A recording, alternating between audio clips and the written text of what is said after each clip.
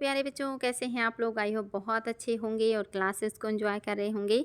आप लोगों का डिमांड था कि आप लोगों के प्रश्नों का सलूशन आप लोगों को उपलब्ध कराया जाए और इसी चीज़ को ध्यान में रखते हुए आप लोगों के जो सामने हैं वो प्रश्न हाजिर हैं। चलिए हम लोग आज के प्रश्न को सॉल्व करेंगे। आपका जो टेस्ट पेपर है आपने दिया है और उम्मीद करेंगे कि ये आंसर जानने के बाद आपको पता चलेगा कि आपने मैक्सिमम सही किया होगा, ऐसी मुझे उम्मीद है।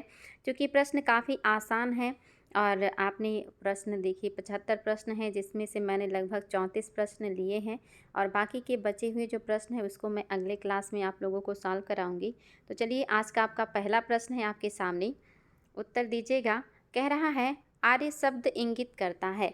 आर्य शब्द किसको इंगित करता है? बहुत ही आसान प्रश्न है आपके टेस्ट का। पहला कह रहा है नृजातीय समूह को, दूसरा कह रहा है भाषा समूह को, तीसरा कह रहा है यायावरी वंश को और चौथा कह रहा है श्रेष्ठ वंश को। उम्मीद है कि सभी अभ्युदय के बच्चे उपलब्ध होंगे और जो है क्लास को देख रहे होंगे और आप सभी लोग अपना उत्तर देंगे और मुझे यकीन है कि आप लोग मैक्सिमम उत्तर सही करेंगे और आप लोगों को ये सॉल्व करके काफ़ी अच्छा लगेगा। तो सभी को पता होगा, चलो काफ़ी आसान है कि जो आपके आर्य शब्द है ये किसको इंगित करता है?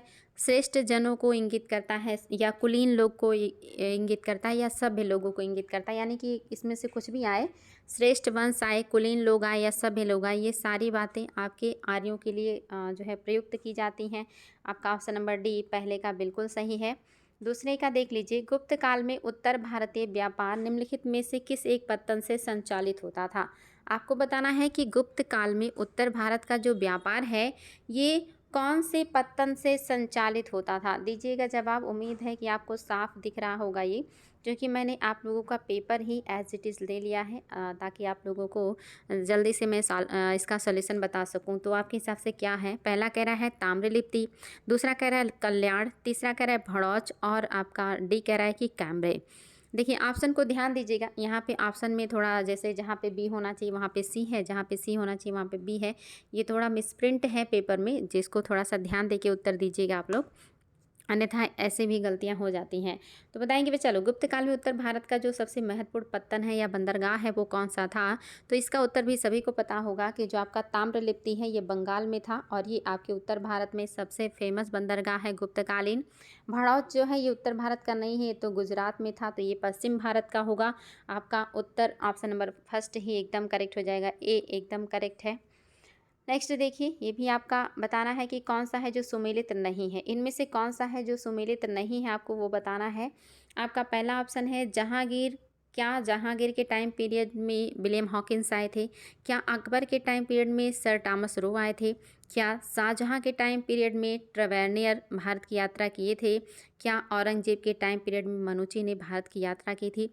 चलिए बच्चा लोग दीजिएगा जवाब और मुझे उम्मीद है कि आप लोग इसका उत्तर दे सकते हैं, क्योंकि ये भी बहुत आसान है और ये सारी चीज़ें आपकी पहले भी मैंने जो भी प्रैक्टिस सेशन कराए हैं वो लगभग सारे प्रश्न आपको वहाँ से मिल जाएंगे।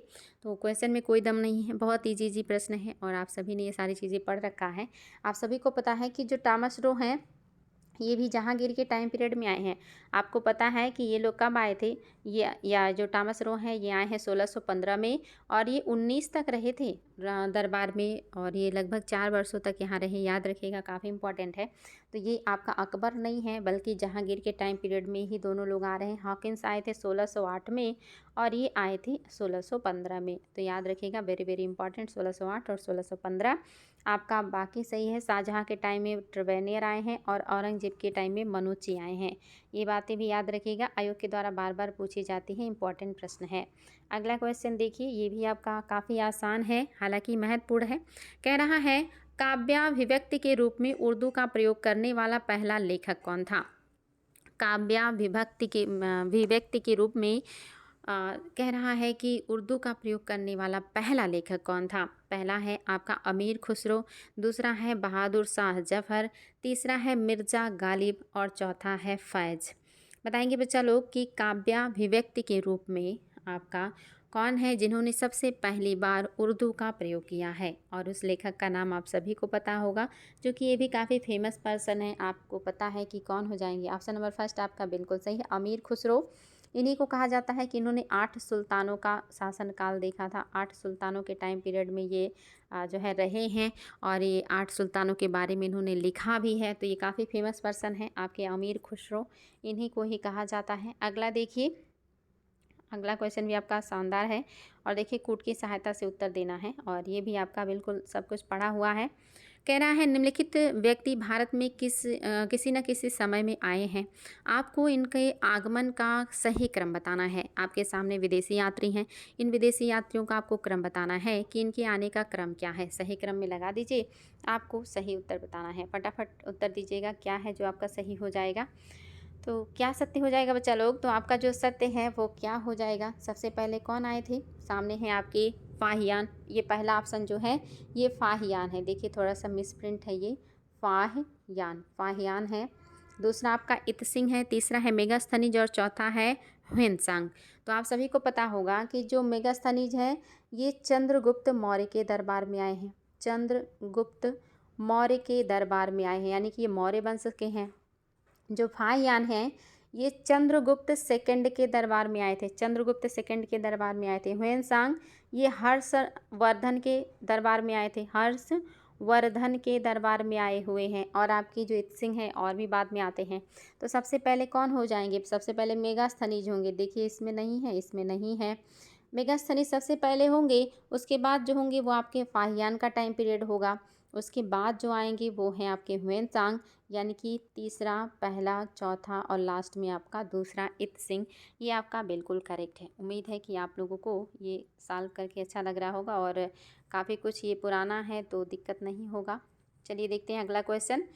कह रहा है निम्नलिखित में से कौन सा ईसा पूर्व 6ठी शताब्दी में प्रारंभ में भारत का सर्वाधिक शक्तिशाली नगर राज्य था?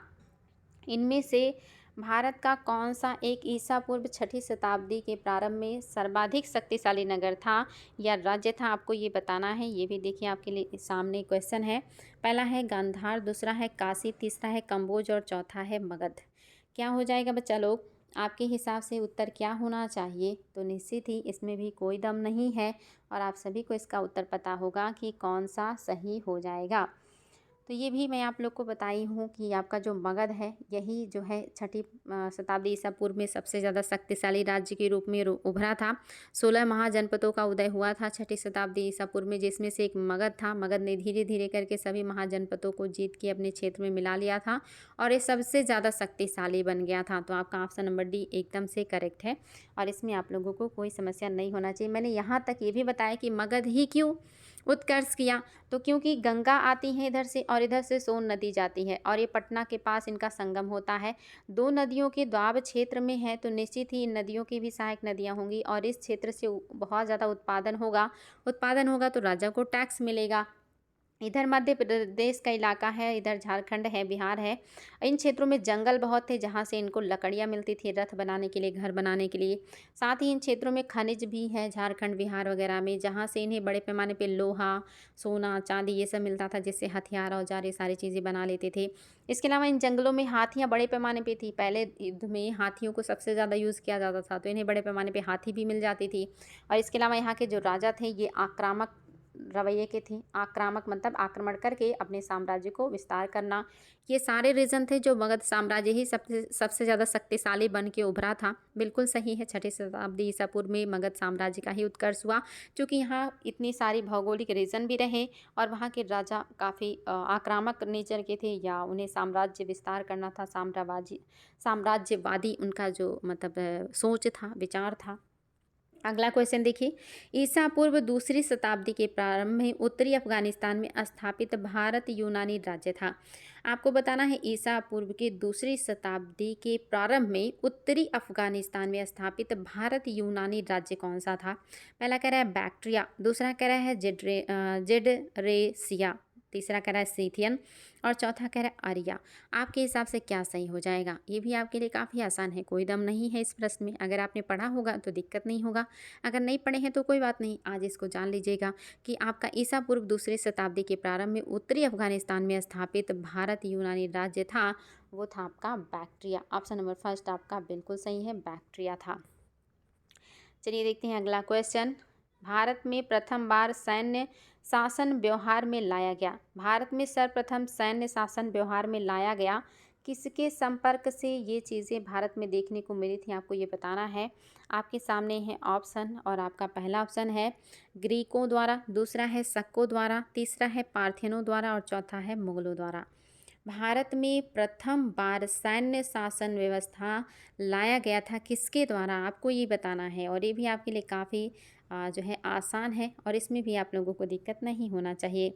कौन हो जाएंगे बच्चा लोग, तो निश्चित ही आप सभी को पता होगा इन चारों में जो सबसे पहले भारत पर आक्रमण कर रहे हैं वो कौन करते हैं, वो आपके ग्रीक करते हैं। ग्रीक मतलब यूनानी, और अगर यूनानी ना होते तो आपके सबसे पहले आक्रमण करने वाले हैं ईरानी।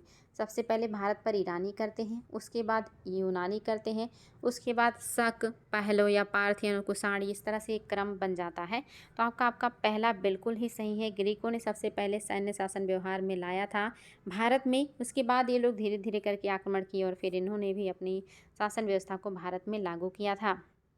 अगला क्वेश्चन भी देखिए, ये भी काफ़ी आसान है। कह रहा है सिकंदर के हमले के समय उत्तर भारत पर निम्नलिखित राजवंशों में से किस एक ने शासन किया था। आपको बताना है कि सिकंदर के हमले से पहले या हमले के समय जब सिकंदर ने भारत पर आक्रमण किया, इनमें से किस राजवंश का शासन था उस समय, आपको ये बताना है। उत्तर भारत में उस समय कौन शासन कर रहा था, नंद थे, शुंग थे, मौर्य थे या कण्व थे। बहुत ही आसान प्रश्न है, कोई दम नहीं है, और आप सभी को इसका उत्तर पता होगा क्योंकि हम लोग इसको बहुत पहले भी सॉल्व कर चुके हैं प्रैक्टिस सेशन में। आज तो बस मैं आप लोगों को ये एक्सप्लेन कर रही हूँ, हालांकि ये सारे क्वेश्चन आपके सॉल्व किए हुए हैं।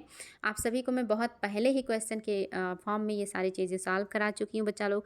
निश्चित ही तो समस्या आप लोगों को नहीं होने वाली है कि आपके कौन हो जाएंगे। जब यहाँ पे आक्रमण हुआ सिकंदर का तो नंद वंश का साम्राज्य था, और अगर पूछे कि नंद वंश में किसका साम्राज्य था तो घनानंद का था।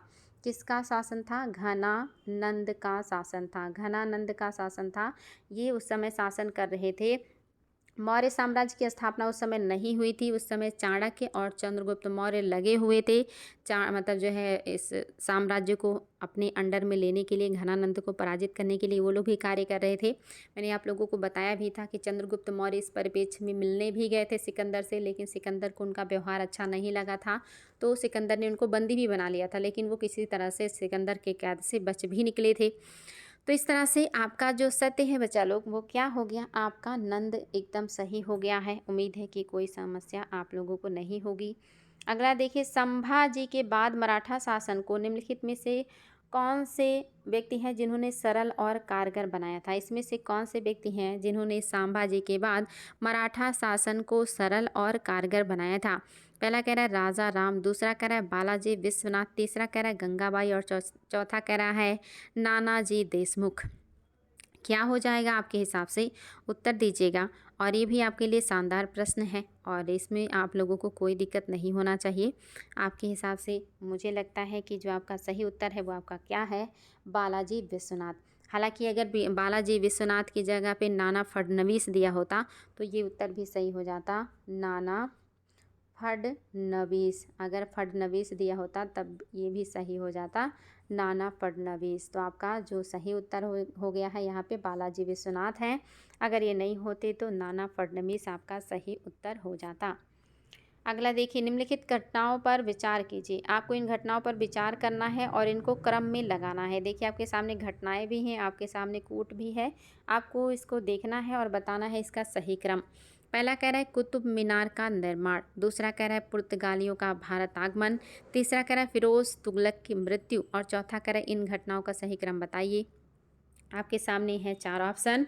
क्या पहले विजयनगर साम्राज्य की जो है शासन, जो कृष्णदेवराय का शासन पहले आएगा, या कुतुब मीनार का निर्माण आएगा, या पुर्तगालियों का भारत आगमन आएगा, या फिरोज तुगलक आएंगे, या तब जो है ये क्रम में आपको लगाना है और फटाफट बताना है। तो बताएंगे बच्चा लोग क्या है जो आपके हिसाब से सही हो जाएगा। और ये भी बहुत आसान है, आप लोगों को ये सारे क्वेश्चन मैं सॉल्व करा चुकी हूँ बहुत पहले ही, तो आप लोगों को समस्या नहीं होना चाहिए। आपका क्या है जो सही हो जाएगा, तो आपका जो सही है वो है ऑप्शन नंबर आपका ए। सबसे पहले क्या होगा, आपकी कुतुब मीनार का निर्माण होगा। कुतुब मीनार का निर्माण आप सभी को पता है कुतुबुद्दीन ऐबक ने करवाया था, तो इसलिए सबसे पहले हो जाएगा नंबर 1 पे। इसके बाद जो होगा वो होगा फिरोज शाह तुगलक की मृत्यु, यानी कि तुगलक वंश आएगा। और इसके बाद जो होगा वो पुर्तगालियों का आगमन है, और इनके लास्ट में आपका कृष्णदेवराय हैं, जो कि आपने देखा था जब बाबर ने आक्रमण किया था तो कृष्णदेवराय की तारीफ़ की थी, तो ये सबसे लास्ट में आएंगे। अगला क्वेश्चन देखिए, आपका ये भी नेक्स्ट पेज शुरू हो रहा है, और आपको बताना है कि निम्नलिखित मुस्लिम शासकों में से किस एक को उसकी धर्मनिरपेक्षता में आस्था के कारण उसकी मुस्लिम प्रजा जगत गुरु कहकर पुकारती थी। बहुत ही शानदार प्रश्न है, आयोग ने इसको कई बार पूछा हुआ है। आपको बताना है निम्नलिखित में से मुस्लिम शासकों में से कौन है जिनको उनकी धर्मनिरपेक्षता यानी कि अच्छे नेचर की वजह से, अच्छे स्वभाव की वजह से, सभी धर्मों को समान रूप से देखने की वजह से या समान सद्भाव देने की वजह से उनको जगत गुरु कहती थी उनकी प्रजा। आपके सामने है 4 ऑप्शन, हुसैन शाह हैं, इब्राहिम आदिल शाह है, जैनुल आबिदीन है और महमूद द्वितीय है। क्या हो जाएगा जो आपका सही हो जाएगा, और ये भी आपके लिए काफ़ी महत्वपूर्ण है। हालांकि ये भी मैं आपको सॉल्व कराई हूँ, प्रैक्टिस सेशन में जाके देखिएगा, आपको ये सारे प्रश्न मिलेंगे। आपका ऑप्शन नंबर 2 बिल्कुल सही है, इब्राहिम आदिल शाह। इन्हीं को अबला बाबा भी कहती थी, गरीबों का एक तरीके से कहिए कि बादशाह या मुखिया या उद्धारक भी इनको कहा जाता था। तो ये सारी चीज़ें याद रखेंगे, काफ़ी इम्पॉर्टेंट हैं बातें। अगला देखिए, चोल राजाओं में किस एक ने सीलोन पर विजय प्राप्त की थी। सीलोन मतलब होता है श्रीलंका, श्रीलंका को ही प्राचीन काल में सीलोन कहा जाता था। तो इसमें से कौन से राजा हैं जिन्होंने सीलोन पर विजय प्राप्त की थी, और ये भी आपके लिए काफ़ी शानदार प्रश्न है, इसको भी मैंने आपको सॉल्व कराया है। पहला कह रहा है आदित्य प्रथम, दूसरा कह रहा है राज प्रथम, तीसरा कह रहा है राजेंद्र, और चौथा कह रहा है विजयालय। चलिए बच्चा लोग दीजिएगा जवाब, और ये भी अपने आप में शानदार प्रश्न है, और आप लोगों को इसका उत्तर पता होगा क्योंकि मैंने सॉल्व कराया। अगर नहीं पता है या आप लोग भूल रहे हैं तो फिर से रिवीजन की ज़रूरत है, प्लेलिस्ट फिर से चलाइए और पूरा रिवीजन कर डालिए ताकि आप लोगों का ज्ञान मजबूत हो और कॉन्फिडेंस आए। तो आपका ऑप्शन नंबर आपका 3 यानी कि सी बिल्कुल करेक्ट है।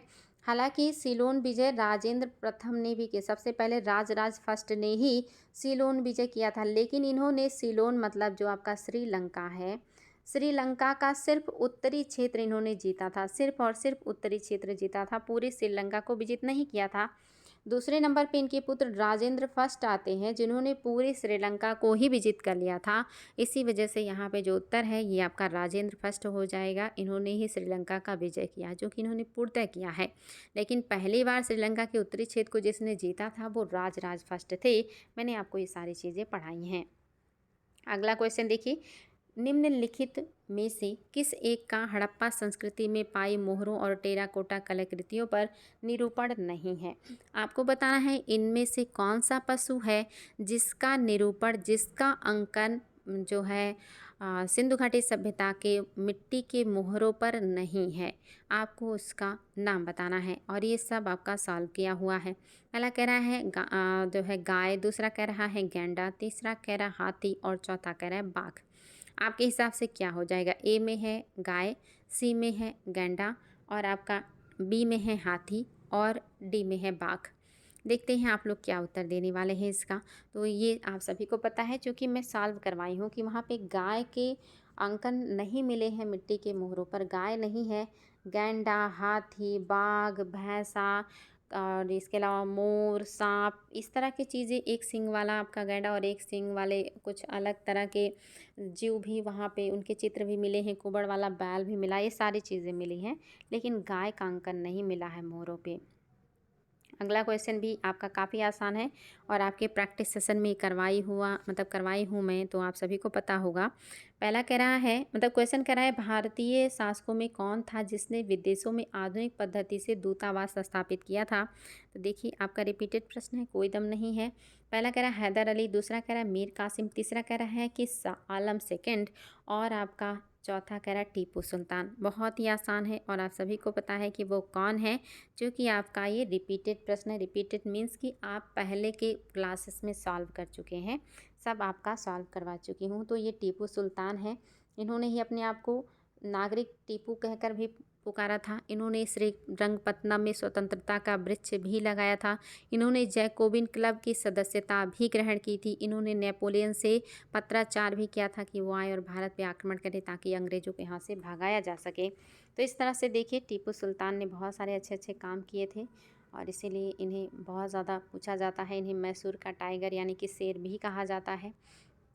अगला क्वेश्चन देखिए, कूट आधारित है। आपको इनको सूचियों को देखना है और इन पर जो व्यक्ति हैं इनको मिलाना है कि कौन से व्यक्ति किस जाति की थी। आप सभी को पता है कि ये सारे आपके रामानंद के शिष्य हैं जो अलग अलग जाति के थे। आपको उनके व्यवसाय के आधार पे उनका जो क्रम है बताना है या नाम बताना है, कौन सा है जो सही सुमेलित होगा आपका। नामदेव क्या थे और कबीर हैं, रविदास हैं, सेना हैं, दूसरी तरफ नाई है, जुलाहा है, दर्जी है और मोची है। तो आपको पता होगा कि जो कबीर थे ये जुलाहा थे। कबीर जो थे ये जुलाहा थे और बी में 2 देखिए, ए में भी नहीं है और डी में भी नहीं है। अगर कबीरदास जुलाहा थे तो आपका या तो बी होगा या तो सी होगा। आपको ये पता होना चाहिए कि जो सेना थे ये नाई थे। सेना क्या थे? नाई थे। आपका उत्तर आ गया, ऑप्शन नंबर बी बिल्कुल सही है। अब देखिए नामदेव क्या हैं? ये दर्जी हैं और आपके रविदास जो थे ये मोची थे। आपका ऑप्शन नंबर बी एकदम से करेक्ट होगा। अगला देखिए, अस्थाई बंदोबस्त जो कि 1793 के अंतर्गत जमींदारों से अपेक्षा की गई थी कि वे खेतिहरों को पट्टा जारी करेंगे। अनेक जमींदारों ने पट्टा जारी नहीं किया, इसका कारण था। आपको बताना है कि जो आपका अस्थाई बंदोबस्त आया था 1793 के अंतर्गत, वहाँ पे ज़मींदारों से अपेक्षा की गई थी कि वे खेतिहरों को पट्टा जारी करेंगे, लेकिन अनेक ज़मींदारों ने पट्टा जारी नहीं किया था। इसका क्या कारण था? आपको कारण बताना है। पहला कह रहा है ज़मींदारों के, यानी कि ए कह रहा है ज़मींदारों के ऊपर किसानों का विश्वास था। बी कह रहा है ज़मींदारों के ऊपर कोई सरकारी नियंत्रण नहीं था। सी कह रहा है यह ब्रिटिश सरकार की जिम्मेदारी थी और डी कह रहा है खेतिहरों की दिलचस्पी पट्टा प्राप्त करने में नहीं थी। एकदम कॉमन सेंस का प्रश्न है और बहुत आसान है, सभी को इसका उत्तर पता होगा कि आपका जो ऑप्शन नंबर 2 है ये सही नहीं है, क्योंकि ज़मींदारों के मतलब यही रीज़न है कि ज़मींदारों के ऊपर सरकार का कोई नियंत्रण नहीं था, इसी वजह से इन्होंने पट्टा जारी नहीं किया। किसानों का विश्वास था ज़मींदारों पे, ऐसी कोई बात नहीं, क्योंकि ज़मींदार मोस्टली शोषणकारी होते थे, इन पे कैसे कोई भरोसा करेगा। और सरकार, ब्रिटिश सरकार की जिम्मेदारी थी, नहीं ऐसे कोई बात नहीं, क्योंकि उन्होंने तो वो काम दे दिया था ज़मींदारों को। और आपका ये भी नहीं है कि खेतिहरों को दिलचस्पी नहीं थी। किसको दिलचस्पी नहीं रहेगी अपनी संपत्ति पे अपने अधिकार प्राप्त करने में? तो आपका दूसरा सही है, बाकी बातें सही नहीं हैं। अगला क्वेश्चन भी आपका बिल्कुल आसान है और आपने ये सब भी सॉल्व किया हुआ है। कह रहा है कि चंगेज़ खां के अधीन मंगोलों ने भारत पर आक्रमण किया। चंगेज़ खां के अधीन मंगोलों ने भारत पर आक्रमण किया था किसके टाइम पीरियड में? पहला कह रहा है बलबन के शासनकाल में, दूसरा यानी कि बी कह रहा है फिरोज़ तुगलक के शासनकाल में, सी कह रहा है इल्तुतमिश के शासनकाल में और डी कह रहा है मोहम्मद बिन तुगलक के शासनकाल में। आप सभी को ये सब मैंने प्रैक्टिस सेशन में कराया है, तो सभी का उत्तर सही आएगा। मुझे पता है कि सभी को पता है कि इसका जो सही उत्तर है वो क्या हो जाएगा। इल्तुतमिश के शासनकाल में जो चंगेज़ खां है ये जियाउद्दीन मकबरनी का पीछा करते हुए सिंधु नदी के तट तक आ गए थे। मैंने बताया था जियाउद्दीन ने जो है उस समय इल्तुतमिश शासक थे दिल्ली के और इनसे मदद मांगी कि हमें संरक्षण दीजिए, शरण दीजिए, लेकिन इल्तुतमिश ने बड़े होशियारी से अपने साम्राज्य को मंगोलों से बचाने के लिए इनको मदद देने से इनकार कर दिया और जियाउद्दीन बर्नी जो है ये वापस लौट गए और इनके पीछे लौट गया चंगेज़ खां। इस तरह से दिल्ली मंगोल आक्रमण से बच गया था। अन्यथा मंगोल बहुत खूंखार जो है मध्य एशिया की जनजातियां हैं, काफ़ी बर्बर होती हैं, ये काफ़ी कत्लेआम करती और फिर दिल्ली संकट में आ सकता था। अगला क्वेश्चन है, मुगल काल में निम्नलिखित बंदरगाहों में से किसको बाबुल मक्का या मक्का का द्वार कहा जाता था? ये भी मैं सॉल्व करा चुकी हूँ प्रैक्टिस सेशन में। पहला कह रहा है कालीकट, सी कह रहा है कैम्बे, बी कह रहा है भरूच और डी कह रहा है सूरत। तो निश्चित ही बच्चा लोग आप लोगों को कोई समस्या नहीं होगी, मुझे पता है, क्योंकि ये सब कुछ मैंने आपको सॉल्व कराया है। अगर आप नियमित रूप से क्वेश्चन को सॉल्व किए हैं तो आपको कोई भी क्वेश्चन सॉल्व करने में समस्या नहीं होगा, क्योंकि सब मैंने सॉल्व कराया है। तो आपका ऑप्शन नंबर जो डी है बिल्कुल सही है। सूरत को ही बाबुल मक्का या मक्का का द्वार कहा जाता था। ऑप्शन नंबर डी एकदम करेक्ट है। आयोग ने भी इस प्रश्न को कई बार पूछा हुआ है। अगला क्वेश्चन कह रहा है निम्नलिखित शहरों में से किस में लिंगराज मंदिर अवस्थित है। इसमें भी कोई दम नहीं है, सब बिल्कुल आपका पड़ा हुआ है। भुवनेश्वर है, कोलकाता है, बीजापुर है या आपका है श्रवण बेलगोला। तो क्या हो जाएगा बच्चा लोग, निश्चित ही सभी बच्चों को पता है, किसी को समस्या नहीं होगा इसको सॉल्व करने में कि जो आपका राज मंदिर है ये कौन से राज्य में है। तो आपका ये उड़ीसा राज्य में है। जो ऑप्शन नंबर आपका फर्स्ट है उड़ीसा का भुवनेश्वर, ये आपका एकदम करेक्ट हो जाएगा। अगला क्वेश्चन देख लेते हैं। नेक्स्ट क्वेश्चन है आपका इतिहासकार बर्नी ने दिल्ली के सुल्तानों के अधीन भारत में शासन को वास्तविक या वास्तव में इस्लामी नहीं माना, क्योंकि क्या रीज़न है कि जो इतिहासकार बर्नी हैं इन्होंने दिल्ली के सुल्तानों के अधीन भारत में शासन को वास्तव में इस्लामी नहीं माना। ये भी आपका सॉल्व किया हुआ है, तो बहुत आसानी से उत्तर दे सकते हैं। पहला कह रहा है अधिकतम आबादी इस्लाम का अनुसरण नहीं करती थी। दूसरा कह रहा है मुस्लिम धर्मत्यागों की अवसर उपेक्षा अक्सर उपेक्षा की जाती थी। तीसरा कह रहा है सुल्तान ने मुस्लिम कानून के साथ साथ अपने स्वयं के नियम भी बना दिए। और आपका चौथा है गैर मुसलमानों को धार्मिक स्वतंत्रता दी गई थी। बताएंगे कि जो इतिहासकार बर्नी हैं इन्होंने दिल्ली के सुल्तानों के अधीन भारत के शासन के में वास्तविक इस्लामी नहीं माना था, क्योंकि मैं आपको पहले ही सॉल्व कराई हूँ कि मुस्लिम जो सुल्तान हैं इन्होंने क्या किया, मुस्लिम कानून के साथ साथ स्वयं के नियम भी बना दिए थे, इसलिए इन्होंने इसको पूर्णतः इस्लामी नहीं माना है। आपका ऑप्शन नंबर सी बिल्कुल सही हो जाएगा। आगे बढ़ते हैं। नेक्स्ट कह रहा है निम्नलिखित में से कौन सा कथन है जो आपका सत्य नहीं है। जो सही नहीं है आपको वो बताना है। कह रहा है निम्नलिखित में से कौन सा कथन सही नहीं है। पहला, श्रवण बेलगोला स्थित गोमतेश्वर की प्रतिमा जैनियों के अंतिम तीर्थंकर को दर्शाती है। दूसरा कह रहा है भारत का सबसे बड़ा बौद्ध मठ अरुणाचल प्रदेश में है। तीसरा कह रहा है खजुराहो के मंदिर चंदेल राजाओं ने बनवाया है। और नेक्स्ट कह रहा है होयसलेश्वर मंदिर शिव को समर्पित है। वेरी वेरी इजी क्वेश्चन बच्चा लोग आपका सॉल्व किया हुआ है पहले से ही, तो निश्चित ही आप सभी को इसका उत्तर पता होगा कि जो आपका सही नहीं है वो आपका ऑप्शन नंबर फर्स्ट है। श्रवण बेलगोला में जो गोमतेश्वर की प्रतिमा है ये जैनियों के प्रथम जो तीर्थंकर थे, प्रथम तीर्थंकर थे जिनका नाम था ऋषभ देव। जो ऋषभ देव थे इनके पुत्र थे जिनका नाम था बाहुबली। बाहुबली की प्रतिमा है जो आपकी गोमतेश्वर की प्रतिमा है, ये श्रवण बेलगोला में है। याद रखिएगा ये बहुत इंपॉर्टेंट है। और इसको बनवाया किसने था, चामुंड राय द्वितीय ने। ये क्वेश्चन भी आता है किसने बनवाया था, चामुंड राय सेकंड ने बनवाया था गोमतेश्वर की प्रतिमा या बाहुबली की प्रतिमा, जो श्रवण बेलगोला कर्नाटक में है। और ये जैन तीर्थंकर पहले ऋषभ देव जो हैं उनके पुत्र की प्रतिमा है। नेक्स्ट है निम्नलिखित में से किस भक्ति संत ने अपने संदेश के प्रचार के लिए सबसे पहले हिंदी का प्रयोग किया था। पहला ऑप्शन है दादू दयाल, दूसरा है कबीर, तीसरा है रामानंद और चौथा है तुलसीदास। चलिए देखते हैं आप लोग इसका क्या उत्तर देने वाले हैं। कौन से संत हैं जिन्होंने अपने संदेश का प्रचार करने के लिए सबसे पहले हिंदी का प्रयोग किया है। और ये भी बहुत आसान है और आप सभी को इसका उत्तर पता है क्योंकि मैंने इसको भी सॉल्व कराया हुआ है प्रैक्टिस सेशन में। आपके रामानंद हैं जिनके बहुत सारे शिष्य अलग अलग जाति अलग अलग जो है संप्रदाय के हैं, उन्होंने ही सबसे पहले हिंदी का प्रचार प्रसार किया था। अगला क्वेश्चन भी आपका बढ़िया है। कह रहा है वर्ष 1765 में दीवानी प्रदान किए जाने के बाद ब्रिटिश सबसे पहले निम्नलिखित में से किस पर्वतीय जनजाति के संपर्क में आए। पहला कह रहा है गारो, दूसरा कह रहा है खासी, तीसरा कह रहा है कुकी, चौथा कह रहा है तिप्पराह। क्या हो जाएगा सही ऑप्शन आपको ये बताना है और ये भी आपका महत्वपूर्ण क्वेश्चन है। देखते हैं आप लोग क्या उत्तर देने वाले हैं। और 1765 दीवानी मतलब आप समझ रहे होंगे कि ये बंगाल और बिहार का एरिया है जो इनको मिला है। और बंगाल और बिहार से ही सटा हुआ है आपका गारो खासी जैंता की पहाड़ियाँ जो कि मेघालय में हैं। वहाँ की जनजातियों के संपर्क में ये पहली बार आए थे और इसमें ऑप्शन नंबर 2 आपका सही है, खासी। अगला देखिए शाहजहाँ ने बल्क अभियान का उद्देश्य, यानी कि शाहजहाँ के बल्क अभियान का उद्देश्य क्या था। पहला कह रहा है काबुल की सीमा से सटे बल्ख और बदख्शां में एक मित्र शासक को लाना। दूसरा कह रहा है मुगलों की मातृभूमि समरकंद और फरगना को जीतना। तीसरा कह रहा है मुगल सीमा को वैज्ञानिक पद्धति आमू दरिया पर निर्धारित करना।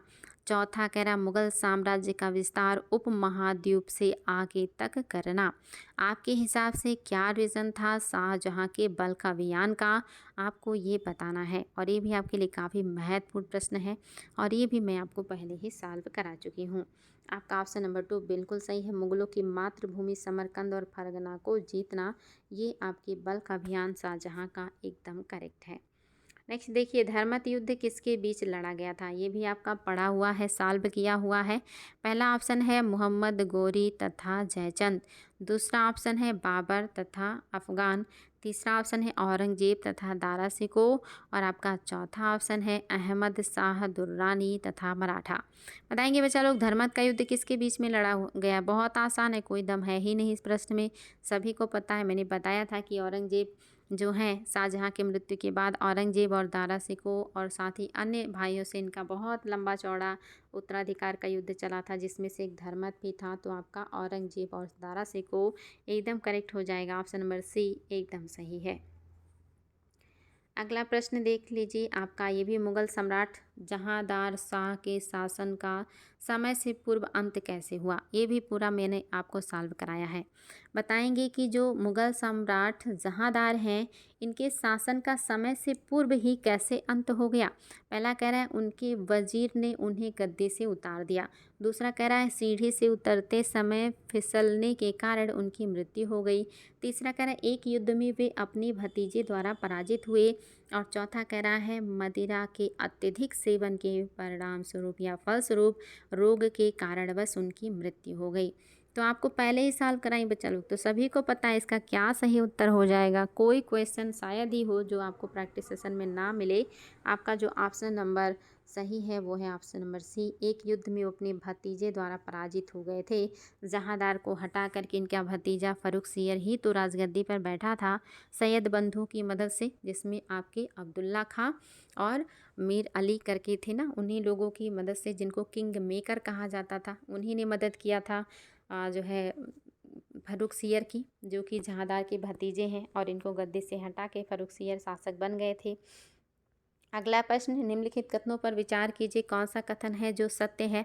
कह रहा है चोलों ने पांड्य तथा चेर शासकों को पराजित कर प्रायद्वीपीय भारत पर प्रारंभिक मध्यकालीन शासन में अपना प्रभुत्व स्थापित किया। दूसरा कह रहा है चोलों ने दक्षिण पूर्व एशिया के शैलेंद्र साम्राज्य के विरुद्ध सैन्य चढ़ाई की तथा कुछ क्षेत्रों को जीता। इनमें से कौन सा कथन है जो सही है। और ये भी आपका मैंने सॉल्व कराया हुआ है। अभी तक जितने क्वेश्चन सॉल्व किया, कोई क्वेश्चन ऐसा नहीं है जो आपको मैंने पहले ही प्रैक्टिस सेशन के दरमियान सॉल्व ना कराया हो। तो आपको दिख रहा होगा कि आपका प्रैक्टिस सेशन आपके लिए काफ़ी हेल्पफुल है। तो बच्चा लोग सभी को पता है क्या सही हो जाएगा। दोनों बातें बिल्कुल करेक्ट हैं। चोलों ने पांड्य और चेरों को पराजित किया था और प्रायद्वीपीय भारत में मध्यकालीन समय में अपना प्रभुत्व स्थापित किया था। चोलों ने दक्षिण पूर्वी एशिया यानी कि श्रीलंका और जो आपका इंडोनेशिया है, जावा, सुमात्रा, इन क्षेत्रों में शैलेंद्र साम्राज्य के विरुद्ध भी चढ़ाई की थी और वहाँ से इन्होंने हर्जाना यानी कि पैसा भी वसूल किया था। निम्न कथनों पर विचार कीजिए, आपको कूट की सहायता से उत्तर देना है।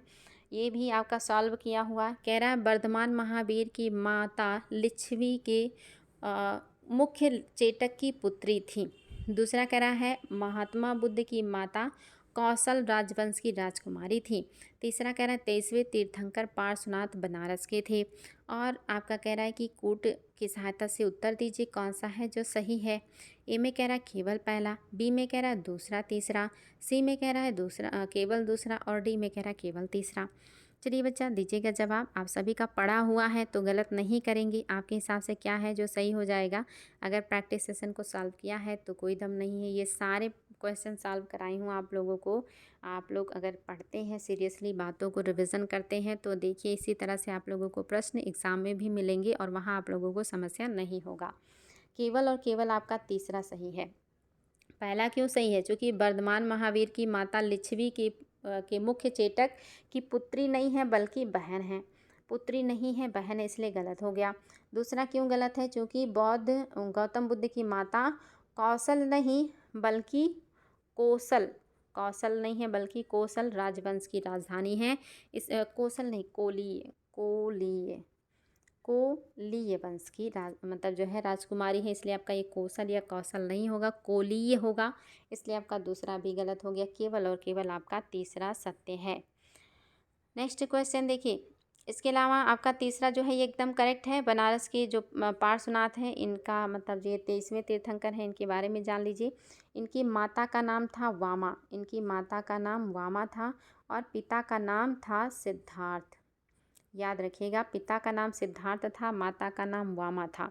जो महावीर स्वामी हैं, इनकी जो माता हैं, इनका क्या नाम था? अगर आपको याद है तो इनकी माता और इनके पिता का नाम कमेंट कीजिएगा। जो आपके महात्मा बुद्ध है, इनकी माता का नाम तो महामाया था, आपको याद होगा, और पिता का नाम शुद्धोधन था। महावीर स्वामी के माता पिता का नाम आप लोग कमेंट कीजिए अगर याद है तो। चलिए आगे देखते हैं। नर्मदा नदी पर सम्राट हर्ष के दक्षिणावर्ती आक्रमण को किसने रोका? कह रहा है नर्मदा नदी पर सम्राट जो हर्ष हैं, इनके दक्षिण की तरफ साम्राज्य विस्तार को किसने रोक दिया था? पहला कह रहा है पुलकेशिन फर्स्ट, दूसरा कह रहा है विक्रमादित्य फर्स्ट, तीसरा कह रहा है पुलकेशिन द्वितीय और चौथा कह रहा है विक्रमादित्य सेकेंड। बताएंगे बच्चा लोग। ये भी मैंने आपको प्रैक्टिस सेशन में करवाया है, तो उम्मीद है कि आप लोगों को याद होंगी ये सारी बातें। मैंने ये सारी चीज़ें आपको सॉल्व करवाई हैं, तो आप लोगों को तो बिल्कुल भी समस्या नहीं होना चाहिए इसको सॉल्व करने में। तो क्या हो जाएगा बच्चा लोग, आप सभी को मैंने बताया था चालुक्य नरेश पुलकेशिन सेकेंड कौन है? चालुक्य नरेश हैं, राजा हैं पुलकेशिन सेकेंड। इनके दरबारी थे रवि कीर्ति। रवि कीर्ति ने क्या कहा था कि अब हर्ष हर्ष नहीं रहा, इनके नाम का मतलब होता हर्ष, खुशी, उल्लास। इन्होंने कहा हारने के बाद अब वो हर्ष नहीं रहे। और हर्ष के दरबारी कौन थे? वाण भट्ट इनके दरबारी थे। और इनके देखिए दरबारी रवि कीर्ति हैं। ये भी क्वेश्चन आता है कि रवि कीर्ति किसके दरबारी थे, वाण भट्ट किसके दरबारी थे? तो नर्मदा नदी के तट पर हर्ष को पुलकेशिन सेकंड ने हराया था और वो चालुक्य नरेश थे और उनके दरबारी कवि का नाम था रवि कीर्ति। अगला क्वेश्चन देखिए, ये भी आपका सॉल्व किया हुआ है बच्चा लोग। सुल्तान कुतुबुद्दीन ऐबक की मृत्यु कैसे हुई थी? पहला कह रहा है उनके एक महत्वाकांक्षी कुलीन व्यक्ति ने कपट से छुरा मारकर उनकी हत्या कर दी।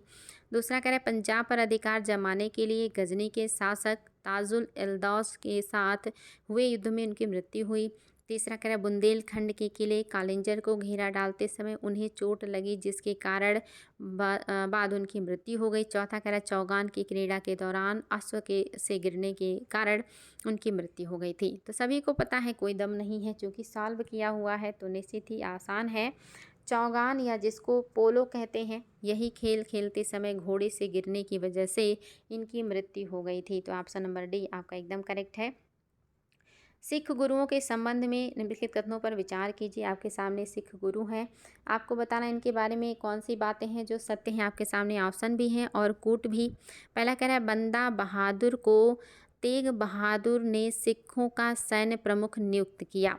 दूसरा कह रहा है गुरु अर्जुन देव सिख गुरु रामदास के पश्चात बने।